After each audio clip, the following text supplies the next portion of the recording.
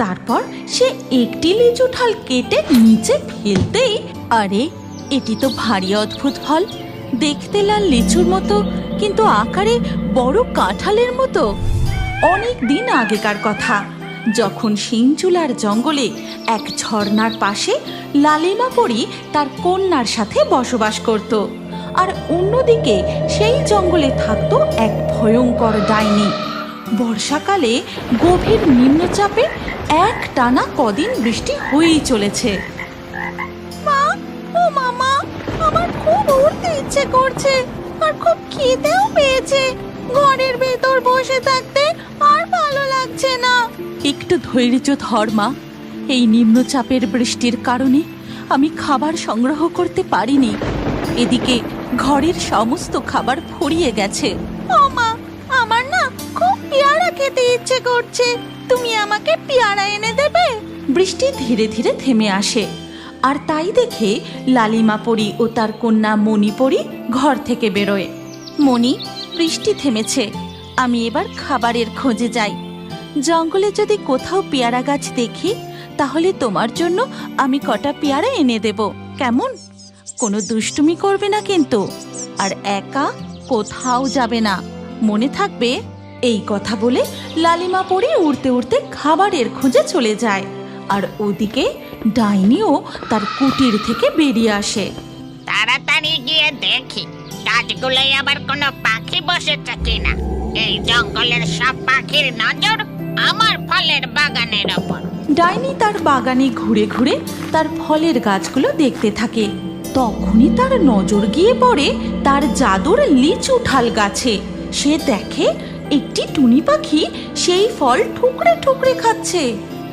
আহা, কি সুস্বাদু এই লাল ফল, খেতে একেবারে লিচু ও কাঁঠালের মতো। দুই ফলের স্বাদ একটি ফলে। আহা, টুনি পাখি, তোর সাহস কি করে হলো আমার লিচু ঠাল ফল খাস? দাঁড়া, আমি তোকে এক্ষুনি ধরে ফল বানিয়ে দেব। ওরে বাবারে, ডাইনি বেরিয়ে এসেছে, পালাও বন্ধুরা, যে যেখানে আছো পালাও। টুনির কথা শুনে বাগানের বাকি ফলের গাছে বসে থাকা পাখিরা সেখান থেকে উড়ে পালিয়ে যায়। তোরা ভাবছিস উড়ে পালিয়ে আমার হাত থেকে রক্ষা পাবে? যেদিন আমি ওড়ার শক্তি লাভ করব, সেদিন তোদের পিছনে পিছনে ধাওয়া করে সব কটাকে ধরব। টুনি পাখি উড়তে উড়তে গিয়ে পৌঁছায় পরীদের ঝর্ণার কাছে। তারপর টুনি পাখি, উফ, খুব তৃষ্ণা পেয়েছে, এই ঝর্ণার জল কত স্বচ্ছ, আমি একটু জল খাই। ও টুনি পাখি, তুমি এত হাঁপাচ্ছ কেন? কি হয়েছে? আর বলো না, আমি গাছের ডালে বসে এক অদ্ভুত সুস্বাদু লাল ফল খাচ্ছিলাম, তখন এক ডাইনি এসে আমাদের ভয় দেখিয়ে তাড়িয়ে দেয়। অদ্ভুত সুস্বাদু লাল ফল? কেমন খেতে সেই ফল? আর তার নাম কি? নাম তো জানি না, কিন্তু ওই ফল খেতে একদম লিচু আর কাঁঠালের মতো। দুই ফলের স্বাদ একটি ফলে। শুধু তাই নয়, ওই ডাইনির বাগানে আরো অনেক অদ্ভুত রকমের ফল আছে। তাই নাকি? সেখানে পেয়ারাও আছে? হ্যাঁ, ডাইনির বাগানে অদ্ভুত পেয়ারা গাছও আছে। টুনি পাখি, আমাকে ওই ফলের বাগানে নিয়ে যাবে? আমার পেয়ারা খেতে খুব ইচ্ছে করছে। হ্যাঁ, কিন্তু সাবধান, ওই বাগানে কিন্তু এক ডাইনি থাকে, সে খুব ভয়ঙ্কর, যদি কাউকে ধরতে পারে। তুমি চিন্তা করো না, আমি রূপ বদল করতে পারি। ডাইনির রূপ ধরে কাছে উঠবো, তাহলে ডাইনি দেখতে পেলেও ওর বন্ধু ভেবে কিচ্ছু বলবে না। তাহলে তুমিও আমাকে একটা লিচু ঠাল ফল পেড়ে দিও, কেমন? ঠিক আছে, তাই দেব। চলো এবার ওই বাগানে যাওয়া যাক। এই কথা বলে ছোট্ট মণিপরী ও টুনি পাখি বাগানের উদ্দেশ্যে উড়ে যায়। আর ওদিকে তখন লালিমা পরী উড়তে উড়তে ডাইনির বাগানের কাছে এসে পৌঁছায়। আরে, এটি তো ভারী অদ্ভুত ফল, দেখতে লাল লিচুর মতো, কিন্তু আকারে বড় কাঁঠালের মতো। হয়তো ওখানে একটি পেয়ারা গাছও দেখতে পাচ্ছি, আমি চাই কটি পেয়ারা তুলি। তারপর লালিমা পরী ডাইনির বাগানে প্রবেশ করে পেয়ারা গাছের দিকে এগিয়ে যায়। আর গাছ থেকে একটি পেয়ারা তুলতেই সেখানে ডাইনি চলে আসে। আমার বাগানের পেয়ারা চুরি করার সাহস কি করে হলো? ও বাবা, আজ দেখছি আমার বাগানে এক পরী এসেছে। তবে আজ তুমি আমার হাত থেকে বেঁচে যেতে পারবে না। হে ভগবান, ডাইনি! ডাইনি কোথা থেকে এলো? আমাকে কিছু করো না, আমাকে ছেড়ে দাও।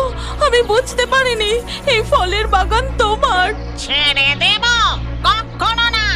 আমি তোকে বন্দি করে তোর ডানা নেব। আমি উড়তে পারি না বলে পাখিরা যখন তখন আমার বাগানে এসে ফল খেয়ে পালায়। তোর ডানা দিয়ে এবার থেকে আমিও উড়তে পারবো।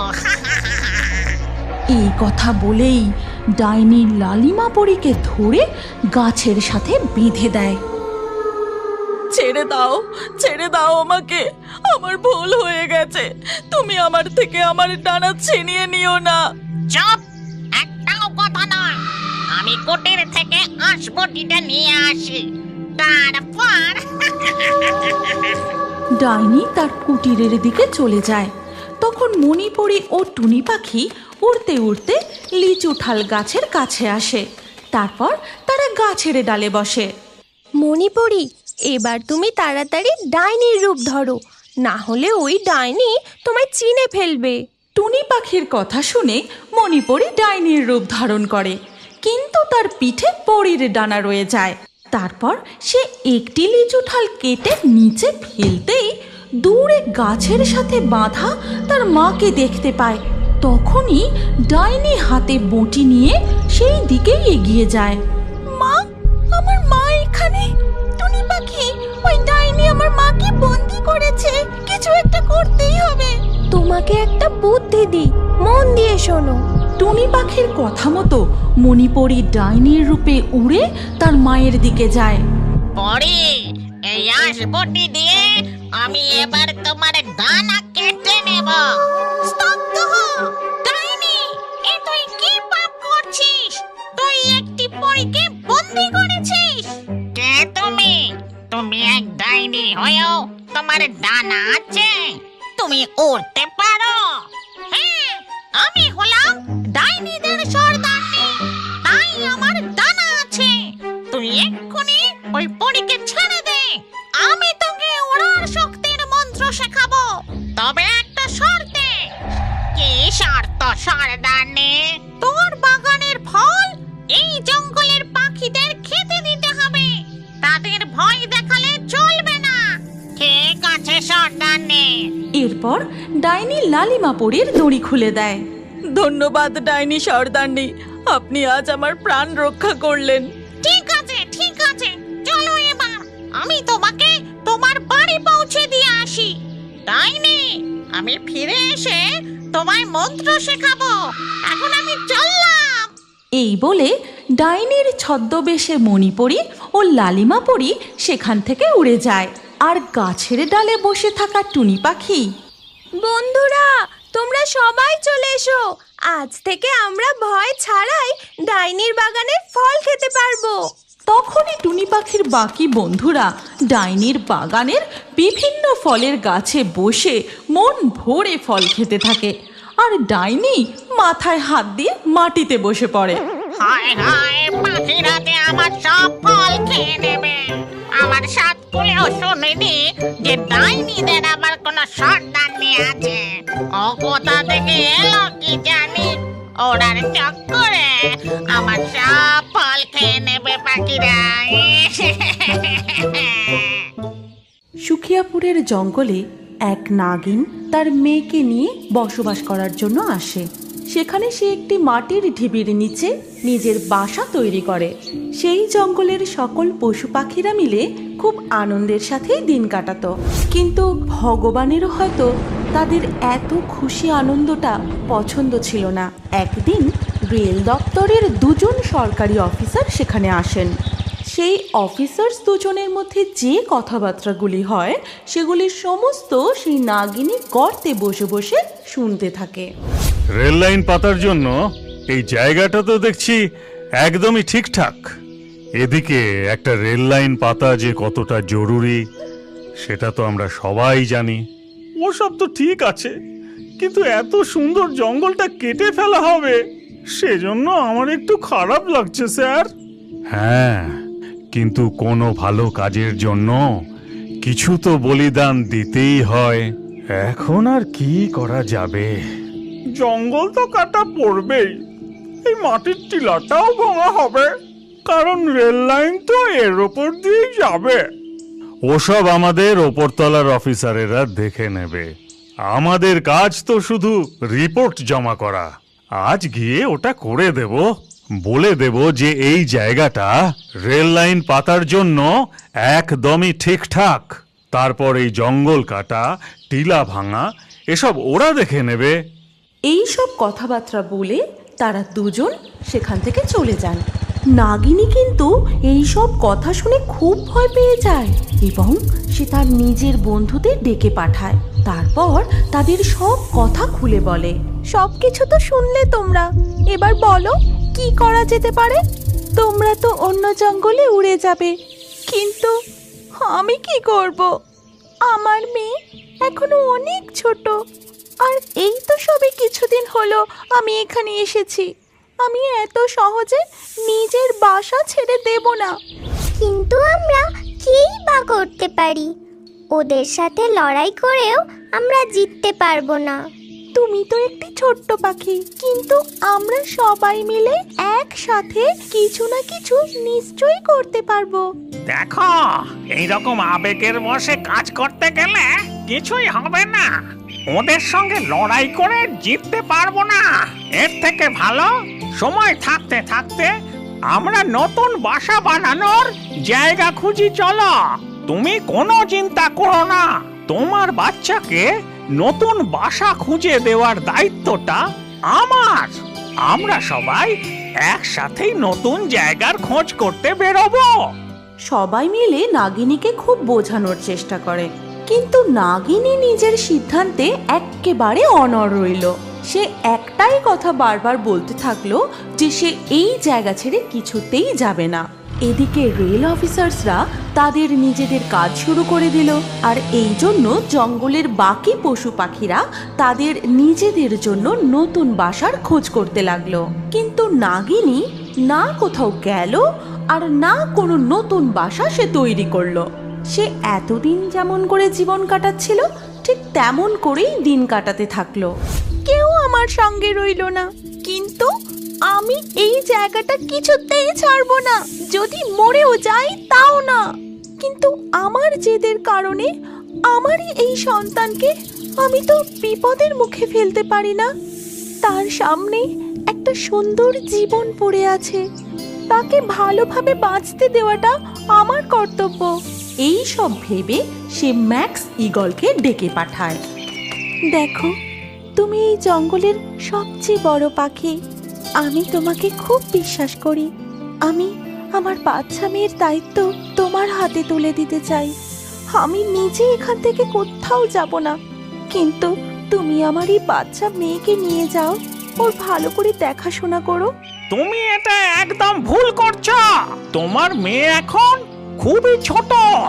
আমরা সবাই প্রাণ দিয়ে ওর দেখাশোনা করব, কিন্তু ওর তোমাকে প্রয়োজন হবে। তুমি তোমার জেদের কারণে নিজের মেয়েকেই হারিয়ে ফেলবে। আমি যা কিছু করছি ভাবনা চিন্তা করেই করছি। তোমরা আমার সন্তানকে ভালোভাবে মানুষ করবে, এটা আমার বিশ্বাস। আমাকে দুর্বল করে দিও না, একে নিয়ে যাও। তারপর ম্যাক্স ঈগল নাগিনীর ছোট্ট মেয়েটাকে নিজের সাথে নিয়ে সেখান থেকে চলে যায়, আর নাগিনী সেখানে একলাই থেকে যায়। পুরো জঙ্গলটা ফাঁকা হয়ে গেছিল, আর মাটির নিচের সেই ছোট্ট গর্তে নাগিনী একা একাই বসেছিল। সে বসে শুধু একটা কথাই ভাবছিল যে কি করে এই রেলের কাজটাকে আটকানো যায়। এই রেল লাইনের জন্য কত পশু পাখি ঘর ছাড়া হয়েছে। যদি আমি মরেও যাই তবুও এই জায়গা আমি ছাড়বো না, আর এখান দিয়ে আমি কোনো ট্রেন চলাচল হতে দেব না। এটা আমার নিজের কাছে নিজের প্রতিজ্ঞা। কিছুদিনের মধ্যে সেই মাটির ঢিবিটাকেও ভেঙে দেওয়া হলো। পুরো জঙ্গলটাকে তো আগে থেকেই কেটে ফাঁকা করে দিয়েছিল। সেখানে রেল লাইনও পাতা হয়ে যায়, আর সেই রেল লাইনের উপর দিয়ে নতুন রেল কিছুদিনের মধ্যেই চলতে শুরু করে। যেখানে সেই টিলাটা ছিল, প্রতিদিন রাত্রে নাগিনী সেখানে গিয়ে শুধুই কাঁদত। এটা কি করলো এরা সবাই? আমি এখানে আমার মেয়েকে নিয়ে কত সুখী ছিলাম, আর এই জঙ্গলে সকল পশু পাখিরা মিলে কতই না মজা করতাম, কিন্তু এখন সব ফাঁকা হয়ে গেছে। তারপরে সেই রেল লাইনের উপর দিয়ে খুব দ্রুত বেগে একটা ট্রেন এসে যায়, আর নাগিনী কিছু বুঝে উঠে রেল লাইন থেকে সরে যাবার আগেই ট্রেন অ্যাক্সিডেন্টে তার ওখানেই মৃত্যু হয়ে যায়। আর ওই নাগিনীর অতৃপ্ত আত্মা ডাইনির রূপ ধারণ করে রেল লাইনের আশেপাশেই ঘোরাঘুরি করতে থাকে। আমি এখানে কোনোভাবেই রেল চলাচল করতে দেব না, আর তোদের কাউকেই শান্তিতে থাকতেও দেব না। সবাই মিলে আমার ঘর ভেঙে দিয়েছিস, আমার সন্তান, আমার বন্ধুদের থেকে আমাকে আলাদা করে দিয়েছিস। আমি তোদের কিছুতেই ছাড়ব না। সেই দিনের পর থেকে ওই ট্রেন লাইনের উপর দিয়ে কোনো ট্রেন ঠিকঠাকভাবে চলতো না। কিছু ট্রেন হঠাৎ খারাপ হয়ে যেত, আর কিছু ট্রেনের হঠাৎ অ্যাক্সিডেন্টও হয়ে যেত। কিছু ট্রেন যে কোথাও অদৃশ্য হয়ে গেল আজ পর্যন্ত কেউ জানতে পারেনি। রেলের সময় অনুসারে যে ট্রেনটির সেই রাত্রেবেলা ওখান দিয়ে যাওয়ার কথা, সেই ট্রেনটি নিজের গন্তব্যস্থলে পৌঁছতেই পারল না। এই কারণে রেল দপ্তরের লোকেরা খুবই চিন্তিত হয়ে পড়ে, আর এই ব্যাপারে অনুসন্ধান করার জন্য সেই দুজন অফিসার্সকেই সেখানে পাঠানো হয়। তারপর সেই দুজন অফিসার সেখানে পৌঁছানোর পরেই তারা তাদের নিজেদের অনুসন্ধান শুরু করে। ঠিক সেই সময় সেইখান দিয়ে আরও একটি ট্রেন যাচ্ছিল, কিন্তু সেই ট্রেনটা তাদের চোখের সামনে হঠাৎ করেই থেমে যায়। তারপর সেই অফিসার্স দুজনকে আরো চমকে দিয়ে ট্রেনটা সেখান থেকে অদৃশ্য হয়ে গেল। এই রকম অদ্ভুত ঘটনা দেখে দুজন অফিসার্সই প্রচন্ড ভয় পেয়ে যায়। কে কে এখানে? কে জানে বাপু, এসব আবার কি হচ্ছে?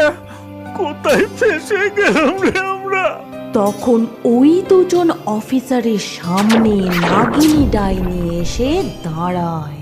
এটা আমাদের জায়গা ছিল, তোমরা এই জঙ্গল কেটে সকলকে ঘর ছাড়া করে দিয়েছো, আমাকে আমার মেয়ের থেকে দূরে করে দিয়েছো। আমি কখনোই এখান দিয়ে ট্রেন যেতে দেব না। তোমরা নিজেদের সুবিধের জন্য এখান থেকে কত জন্তুকে তাড়িয়ে দিয়েছো, এখন তোমরা এর সাজা ভোগ করো। ভালো চাও তো এখান দিয়ে রেল চালানো বন্ধ করো, নইলে আমি কাউকে ছাড়ব না। এই কথা বলে নাগিনী সেখান থেকে অদৃশ্য হয়ে যায়। সবকিছু দেখে ও শুনে দুজন অফিসারই খুব অবাক হয়ে যায়। পরের দিনই সেই দুজন অফিসার নিজেদের অফিসে গিয়ে সমস্ত কথা খুলে বলে, আর রেল দপ্তর সেখানে ট্রেন চালানো বন্ধ করার সিদ্ধান্ত নেয়। আর কিছুদিনের মধ্যেই সেখানে ট্রেন চলাচল করা বন্ধ হয়ে যায়। তারপর নাগিনী ডাইনি নিজের মেয়েকে খোঁজার জন্য ম্যাক্সের কাছে গিয়ে উপস্থিত হয়, আর সে দেখে যে ছোট্ট নাগিনী ম্যাক্স, টুনিয়া, ন্যান্সি সবার সাথে বেশ আনন্দেই আছে। তখন নাগিনী ডাইনি সবার সামনে এসে সমস্ত কথা খুলে বলে। আজ আমার আত্মা শান্তি পাবে, কারণ আজ আমি খুব খুশি। তোমরা আমার মেয়েকে খুবই যত্নে রেখেছো, আর এটা দেখে আমি খুবই শান্তি পেয়েছি। এবার এই ডাইনির রূপ থেকে আমি মুক্তি পেয়ে যাব।